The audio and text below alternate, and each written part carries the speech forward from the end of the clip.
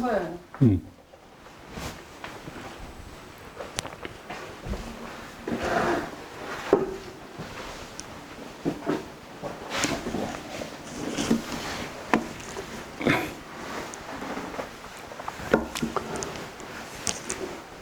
보살대중 여러분, 반갑습니다. 석가모니 불께 경배 찬탄합니다. 미륵존 열애불 본각성교원 깨달음 세계 제31회 목요업회 주제는 영축산 통도사 극락암 김경봉 선사입니다.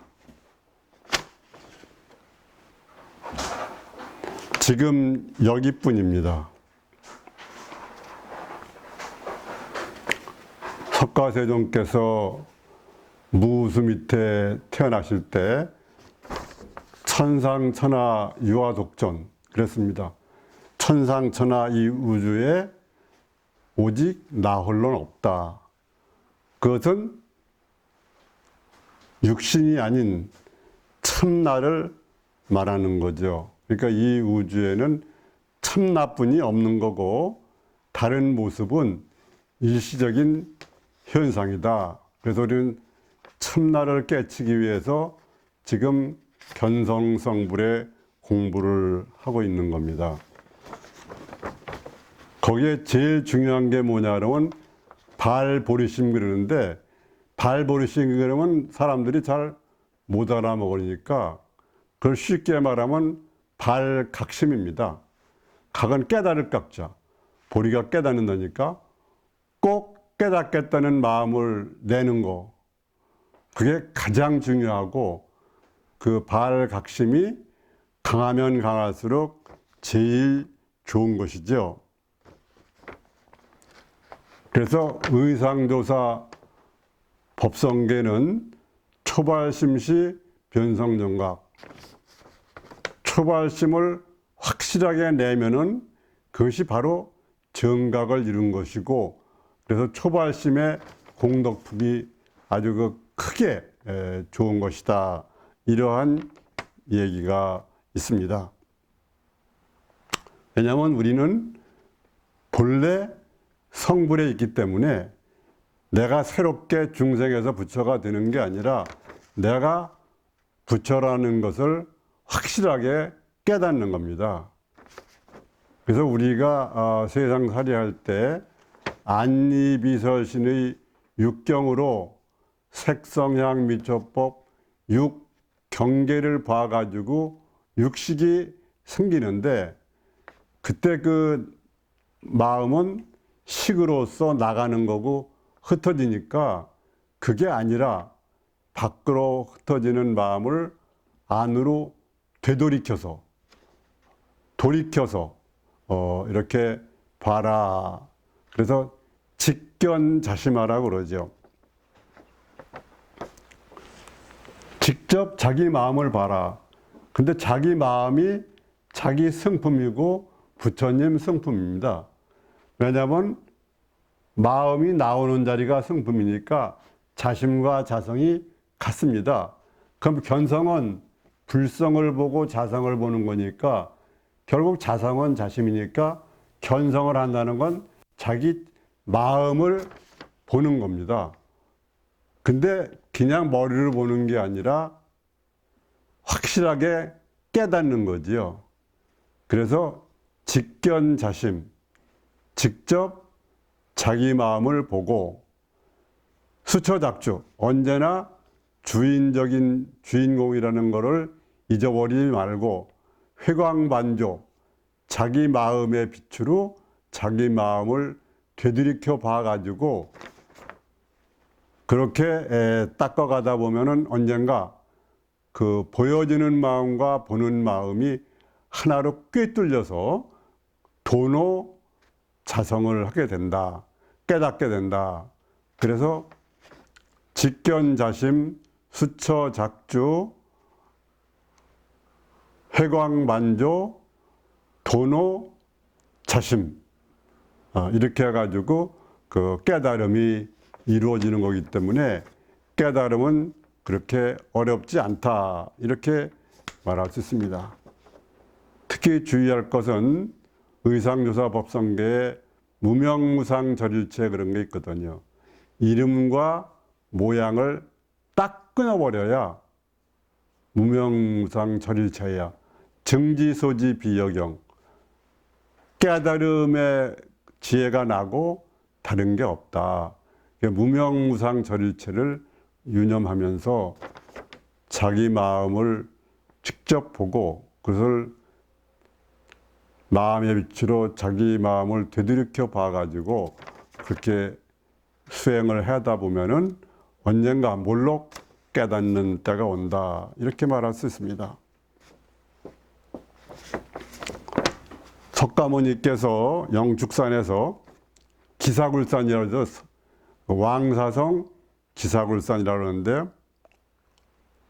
그 모양이 독수리처럼 생겼다고 그래서 영축산이라고 그러는데, 거기에서 선교일치의 법을 펴고 선을 가르치시듯이 경봉 스님께서도, 김병봉 스님께서도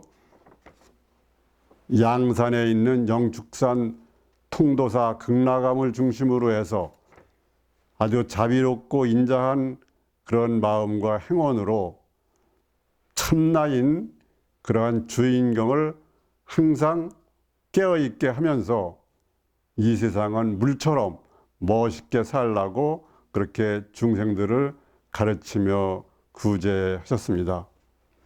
말하자면 영축상의 상상봉과 같은 그런 분이었다, 대선사였다, 그렇게 말할 수 있습니다.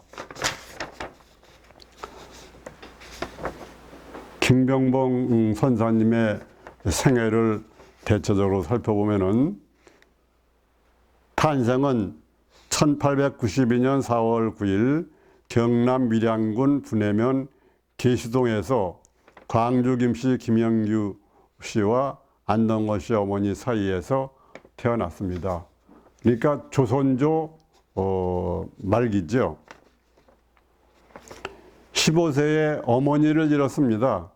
그러니까 그 어린 소년의 마음이 얼마나 인생의 무상함을 느끼고, 인생이란 무엇인가, 나는 누구인가, 이 몸을 끌고 다니는 주인공은 무엇인가, 이런 생각이 자꾸 떠오르는데 해결 방법이 없어서 가까운 절을 생각하고 출가할 결심을 했습니다. 그래서 1907년 우리나라가 조선왕조가 망하기 3년 전인데, 통도사 성혜선사가 계셨는데 그분을 찾아가서 출가의 허락을 받고 10월에 청어화상을 계사로 해서 3위기를 받았다고 합니다. 그러면서 명신학교라는 그러한 그 소학교를 다녔습니다. 1911년 4월 해담화상으로부터 비구계와 보살계를 받고 통도사 불교 전문강원 대격과에서 공부를 했습니다. 금강경, 반야경, 원각경, 대승신론, 이런 거를 주로 공부하신 거죠. 능엄경하고. 그리고 거기에서 해월선사나 재산선사를 거쳐서 본격적인 자기의 스승이라고 생각한 것은 직지사의 만봉선사를 만나고, 그 만봉선사와 이 마음이 잘 합치가 된 거죠. 요새 말로는 이제 케미가 잘 된 건데, 그래서 본격적으로 선 공부를 하셨다고 합니다. 그리고 1927년 지금도 통도사 화엄살림법회나 법화살림법회를 하는데, 이때 처음 화엄살림법회를 주도했는데, 그 법회를 주도하면서 11월 18, 19, 20 3일에 걸쳐서 계속해서 연달아 깨달아서 결국 3일째는 궁극의 깨달음을 얻고, 부처님의 진리는 이렇게 자명하다. 완전히 절대유일의 진여일심이 이렇게 완전한 주인공이다. 이런 것을 깨치셨다고 합니다. 그 다음에 통도사 극락암에서 연불 만인회를 만들어 가지고 거기에서 이제 회장도 하고 그러면서 오후 보임이라고 해서 깨달은 다음에 이 선사님이나 깨달은 분들은 그 보호 임지 보림을 하게 되는데 이 경봉 선사께서는 당대의 선지식인 방아남 스님, 김재산, 백룡성, 만해 한영운, 송만공, 효봉 스님 등 이런 수많은 대선지식과 교류하고 편지도 왕래가 있고 그래서 공부를 많이 하셨는데 기본적으로는 고려 때 보조 진을선사의 그러한 가르침을 그런 종풍을 이어받았다고 합니다. 그리고 조계종에 삼보사찰이 있죠. 불보사찰 통도사, 법보사찰 해인사, 승보사찰 송광사. 그런데 불보사찰 통도사의 주지가 돼가지고 여러 가지 많은 건물과 시설 이런 거를 기본을 다 이렇게 이 경봉 스님이 주지 때 그렇게 많이 하셨다고 그럽니다. 그리고 해방 후 1953년 11월 통도사 극락선언에 조실로 추대돼서 그때부터는 어딜 나가시지 않고 찾아오는 그런 선객이나 또는 제가불자나 스님들이나 이러한 사람들을 항상 자비롭고 너그러운 미소로 교화해 가지고 가르치셨는데 선의 화두는 이목고 그리고 부모미생전 본래 면목 이목고 이런 것을 주로 화두를 주었다 합니다. 그리고 1982년 7월 17일 91세로 열반 입적을 하셨는데 임종계는 그렇습니다. 남기신 말씀이 없느냐 그렇게 이제 시봉하는 사람이 물으니까 야반 삼경에 대문 문빗장을 만져보거라. 그 말이 임종계입니다. 밤이 어두운데 대문 문빗장이라는 것은 도둑이 들어오고 나가고 그러니까 항상 깨어 있어서 주인공이 도둑 맞지 않게 하라. 이런 가르침으로 생각이 됩니다. 견성하고 늘 주인공으로서 깨어 있어서 견문낙지 행주자와 어묵동정을 하라는 그런 얘기죠. 저도 1970년대 말로 생각하는데 마침 제 친구 선재 박준수 그 변호사가 있는데 그땐 대구에서 판사를 할 텐데 같이 이렇게 안내를 받아 가가지고 경봉 스님을 뵀습니다. 근데 그 박준수 변호사가 제 친구죠. 그 경봉 스님 보고 이 친구한테도 화두 하나 결택해 주시라고 그러니까 경봉 스님께서 나보고 손바닥을 내라 그러는 거예요. 이렇게. 그 손바닥을 내니까 딱 치면서 잡아오너라. 이게 제가 받은 경봉 스님으로부터 받은 화두입니다. 그러면은 조금 중점적으로 봐서 경봉 스님은 독특하게 화엄살림법회를 주최하면서 설법을 하는 가운데 3일 연속 깨달은 겁니다. 이런 경우는 드문데 하여튼 그만큼 과거에 많이 닦아가지고 집중이 잘 됐는지 모르죠. 화엄살림을 시작한 지 나흘째 되는 날인 1927년 11월 18일인데 양력은 12월 11일인데 갑자기 벽이 무너지듯 시야가 넓게 트이면서 천지간에 오롯한 이론상이 나타나는 신이한 경지가 나타.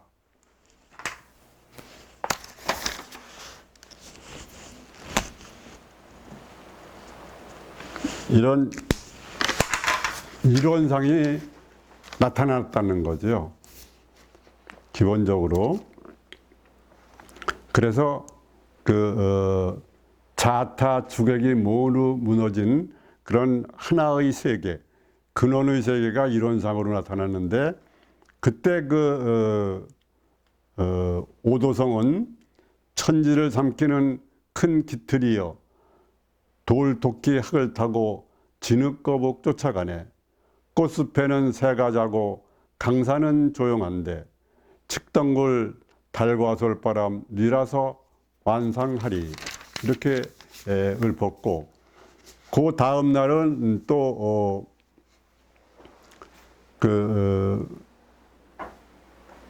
깨달음을 얻어서 환희로운 마음 가운데 그 다음 날 식사를 하고 이제 공양을 끝낸 뒤에 극락아 명지 옆의 그런 감나무까지 이르렀는데, 전신이 얼떨떨해지면서 이상한 진류가 온 몸을 감싸는 듯한 느낌이 드는 순간 이 몸과 우주가 둘이 아닌 불이의 경지를 취득했다고 합니다.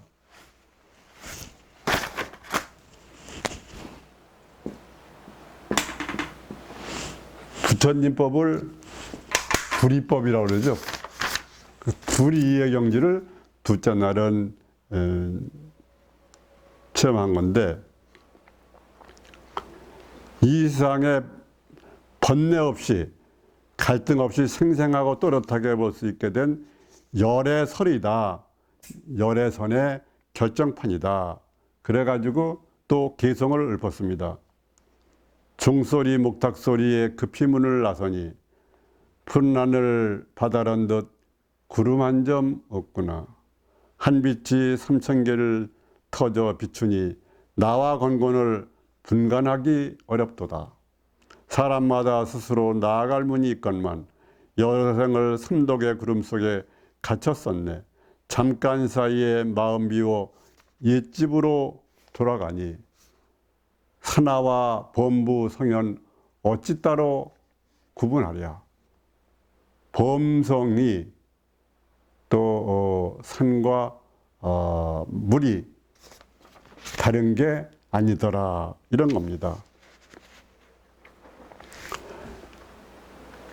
이 두 번을 깨쳤는데도 이 경봉 스님은 자기가 들은 이목고 화두에 대한 확답은 그래도 못 얻었다고 생각을 하셨어요.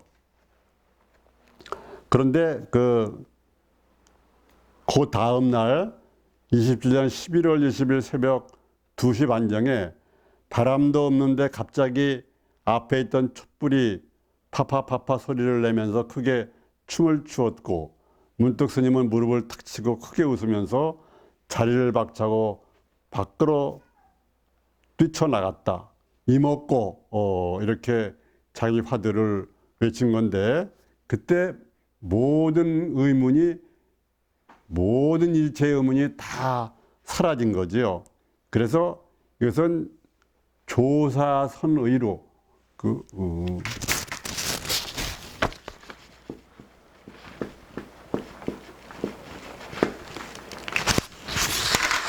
참나, 자기의 그 진화를 확실하게 깨쳐서 모든 의문이 다 사라지고 자명해졌다고 합니다. 그때 또 오도성을 부셨는데, 내가 나를 온갖 곳에서 찾았는데 눈앞에 바로 주인공이 나타났네. 허허, 이제 만나 의혹이 없으니 우담바라와 꽃빛줄이 온 누리에 흐르네. 우담바라 꽃은 3000년 만에 핀다는 그러한 무화과인데 꽃이 안 피니까 무화과인데 3000년 만에 부처님이 나올 때 우담바라 꽃이 핀다는 거죠. 그러니까 이 우주는 바로 부처님만밖에 없는 그런 세상이다. 이렇게 얘기를 할 수가 있습니다. 그리고 그런 것을 바탕으로 해가지고 이 경봉선사의 가르침 중요한 몇 가지만 얘기를 했는데, 하나는 우리가 세상을 살아가고 견문각지 행주좌 묵동정을 할 때 육경이 있습니다. 그런데 육근은 안니비설신의인데, 이것이 육경인 색성향 미촉법에 끄달릴 때는, 거기에 집착하고 끄달릴 때는 이게 도둑놈이라는 겁니다. 그러니까 우리가 6개의 도둑놈을 가지고 산다, 이렇게 본 거죠. 근데 거기에 그것에 집착하지 않고 놓고 또 이렇게 버리고 교화하고 그러면은 안니비설 신의에 배대되는 색성향 미촉법의 그런 것이 전부 부처로 보이는 겁니다. 부처로. 그래서 눈 도둑이 부처가 돼서 일월등명물이 되고, 귀 도둑이 성문열애가 되고, 코 도둑이 향정열애가 되고, 혀 도둑이 법피열애가 되고, 육신, 그 촉의 대상인 육신의 그러한 것은 비료잔화불이 되고, 그 다음에 뜻의자, 그러니까 마음을 뜻하는 건데, 이것은 바로 부동광열애가 된다. 부동광.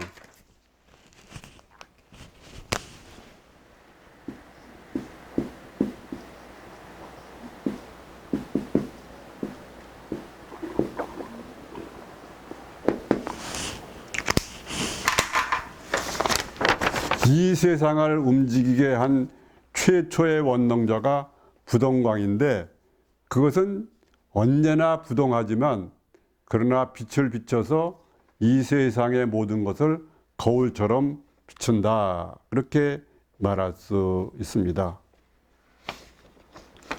그리고 이 세상의 본성은 영원한데, 그 영원한 본성이 자성이고 불성인데, 자기 마음을 보면은 자기 자성을 보는 게 돼가지고, 자기 자심을 보면은 곧 견성이 돼서 곧 불성을 보는 거가 돼서 깨달음의 세계에 들어간다. 그런데 이러한 소소영령하고 성성적적한 그런 것이 있는 반면에, 다른 모든 것은 사라지는데 우리를 끝까지 따라잡는 것이 한 가지가 있다. 그게 뭐냐 그러면 자기의 업입니다.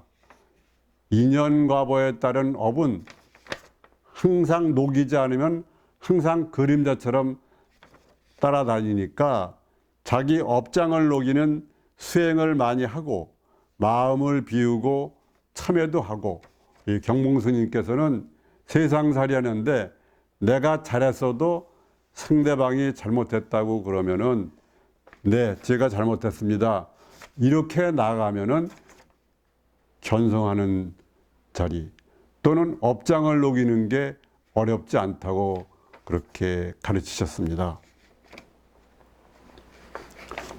우리는 누구나 이 세상 살아가면서 자기 자심, 밖으로 향하지 않고 안으로 보는 자심은 누구나 알 수 있습니다. 그러한 자심을 항상 수초작주, 언제나 주인 정신을 갖고 있고, 그 다음에 회광만조, 자기의 마음의 빛으로 자기의 그 마음을 봐서 되돌이켜서 이렇게 나가면 언젠가는 빵 뚫려서 머리로 이해하는 게 아니라 실제로 견성이 오게 된다. 결국 이제 자심을 깨달으면 그건데, 그렇게 하기까지는 이제 많은 모든 의문이나 이런 것이 다 사라지고 그렇게 되겠죠. 오늘은 영축산 통도사 극락암 김경봉 선사님에 대해서 알아봤습니다. 보살대정 여러분, 언제나 행복하십시오. 직지인심 견성성불을 하십시오.